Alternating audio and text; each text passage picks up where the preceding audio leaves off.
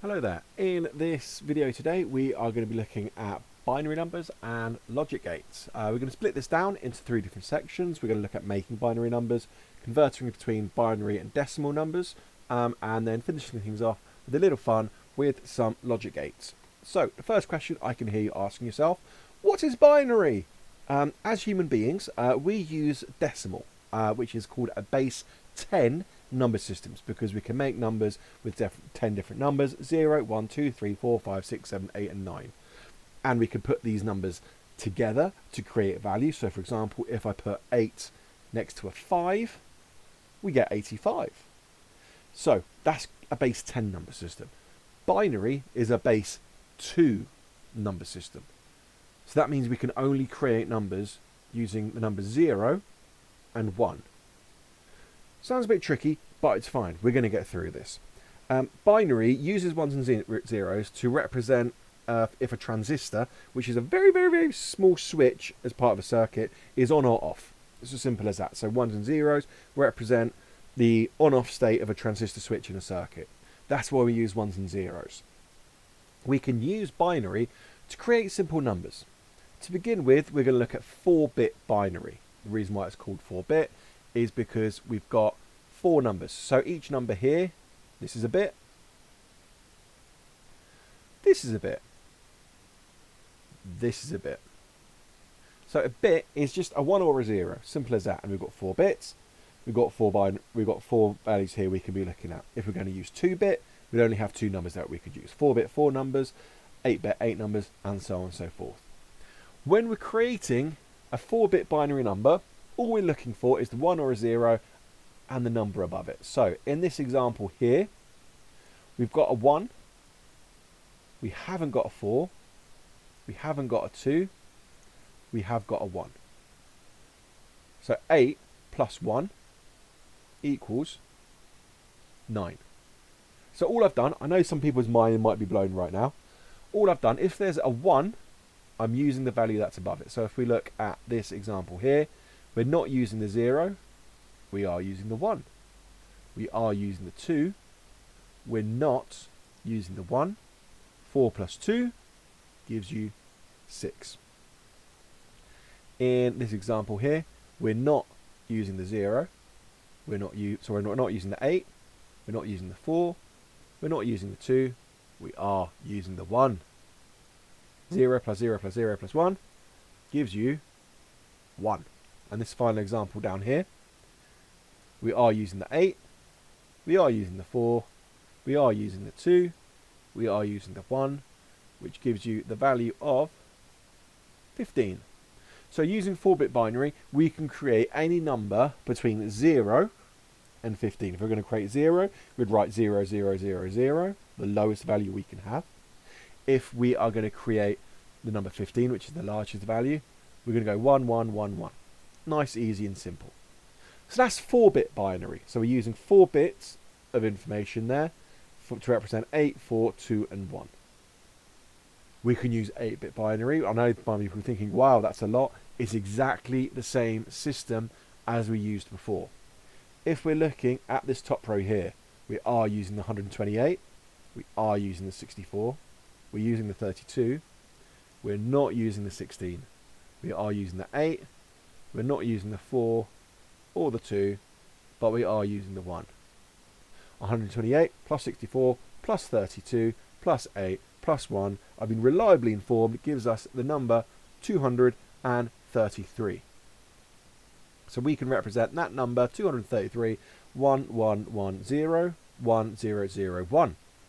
If we're looking at this next example here, we are using 128, we're not using 64, we're not using 32, we are using 16, we're not using 8, we are using 4 and 2, but not the 0. And that gives you, I've been reliably informed, the number 105.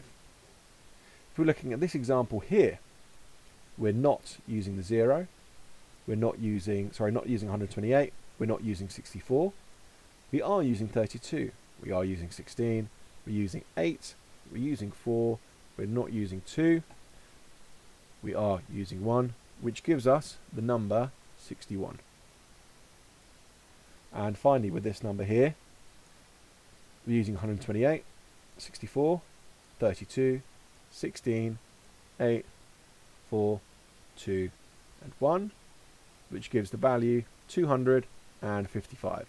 That is the largest value you can make using 8-bit binary. So with 4-bit binary, we can use values 0 to 15. With 8-bit binary, you're creating values from 0 to 255. So that's all we're doing with those, creating those binary numbers there.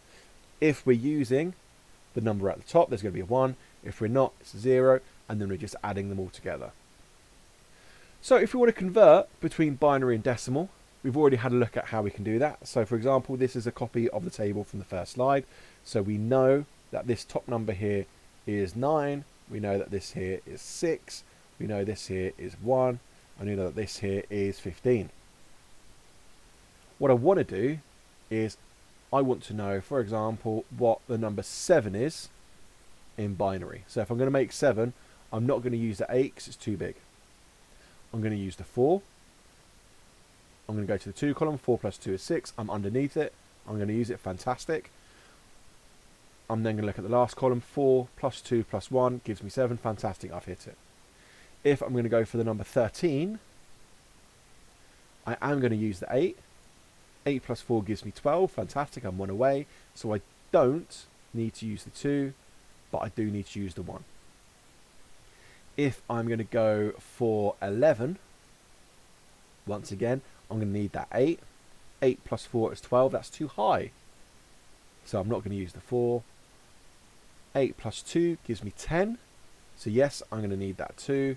And then I'm going to need the 1 on the end as well to bring it up to 11. Last number I'm going to go to, I'm going to go for 3. So again, in this one, I don't need the 8. It's too high. I don't need the 4. It's too high. I do need the 2. I do need the 1. And it works exactly the same way for 8-bit binary as well, creating the numbers. So we've had a look at binary numbers, conversion of binary numbers. What we're going to look at now are logic gates. So if you remember back when we were talking at the beginning, what are binary numbers? They are showing the on-off state of transistors and switches. That brings us quite nicely into logic gates. Logic gates are used to represent how these switches work, how they operate. And there's 3 types of logic gate you really need to be happy with. Not, and or. So what this does, if we kick things off with a NOT gate, we have got an input and we have got an output. Okay, I've called it O, but on the table they've called it F. That's my bad, so let's just change that quickly. There we go. So what this does is it takes a number coming in, so for example 1, and if we click on this table here, if we've got a 1 coming in, it's going to output a 0. If we're looking at, if it was going to be a 0 coming in, we can look on the table here, it's got a 1 coming out of it, because that's what happens with the NOT gate. It flips it around, it basically switches it over. If we're looking at an AND gate has got 2 inputs. It's got input A and it's got input B. And again, we can use the table quite happily. If we're saying that A equals 1 and B equals 0, 1 and 0 will result in a 0. If it was 1 and 1 coming in, we can see here the end result, F would equal 1. We're looking at the OR gate, which again, it's got 2 inputs, A and B. If A is equal to 1 and B is equal to 0, we can look here, A is 1, B is 0, it's the output, F is going to be 1. These logic gates are used everywhere. Any circuitry that you can think of, it will feature logic gates in some way. Before I started teaching, before I started working for a TV company, I worked with a small company called Boeing to help them with their logic gate programming for the landing gear. So if you've had a safe landing on a Boeing 747, you might be able to thank me because of it. So when we're using logic gates, it's taking inputs, and as a result of those inputs, something happens. So if we're looking at the OR gate here, to get a positive output, one of the inputs, or both of them, need to be 1. If we're looking at the AND gate, and if we want a positive output, one of these isn't enough. Both of them needs to be a 1 coming in. We could take these logic gates and take it to the next level by creating something called a logic circuit. Again, this looks really confusing, but we're going to cut it into different areas. So we've got one area here, one area here, one area here, and then another one just down there. So we're going to be saying that A is worth 1 and B is worth 1.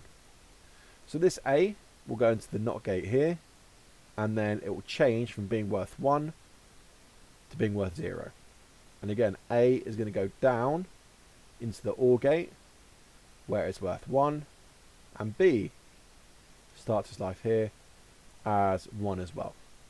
So we go back up to the top. This 0 is now going to go into this AND gate, and the result of this number here, which is going to be 1, is going to go both into the AND gate, and the value 1 is also going to go all the way to this OR gate here.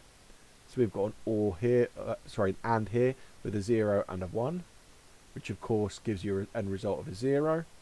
So this OR gate we're looking at here has got a 0 coming into it, and also a 1 coming into it. 0 or 1, the end result of that will of course be a 1.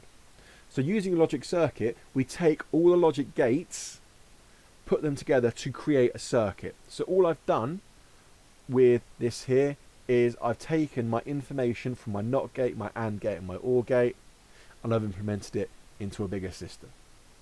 So in this video we have looked at making binary numbers, conversion, and also logic gates and logic circuits. I hope this video has been helpful for you, and I shall see you later on. See you later, bye bye.